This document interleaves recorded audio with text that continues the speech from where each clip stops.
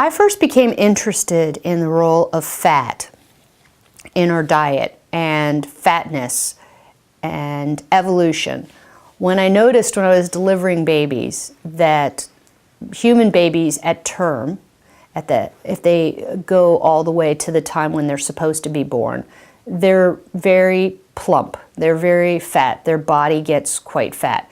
Now, sometimes they get too fat, particularly when the mom has a problem with her insulin and sugar balance, then the babies get massively fat.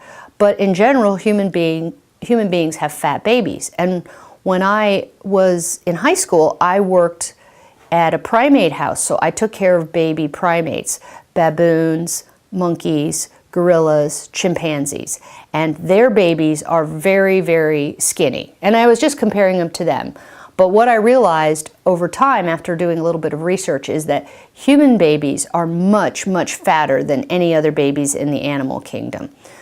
The average amount of body fat that an animal baby will have will be 1% up to a high of about 3%.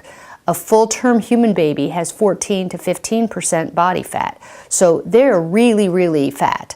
And the whole last 3 months of pregnancy, the work that's going on in building a baby, the growth and development that's taking place is actually just adding fat onto the baby because they really don't change all that much. They have some brain development, their organs get a little refined, but basically everything's in place, and this baby could be developing motor abilities and things like that, so when they were born they wouldn't be so helpless like other animals have, like antelopes and wildebeests and things like that. They can run as soon as they hit the ground. Baby chimpanzees can cling to their mother's fur. Baby humans can't do anything. They have no motor abilities at all.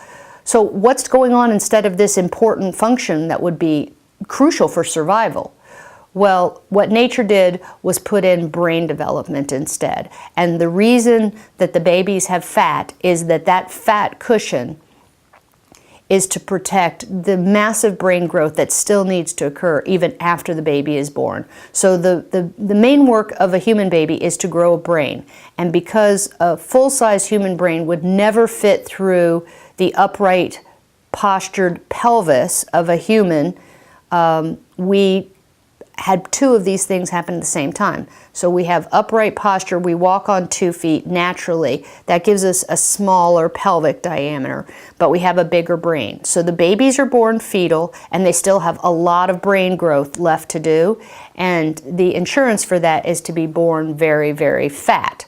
So we are already pre-programmed and designed differently from any other animal in the animal kingdom. It's our brain and our fat. Those two things need to go hand in hand. So there's fats you eat, there's fats you wear. They have some things in common, but a lot of things different. And we have to tease those apart so we can find out how best to eat for our health.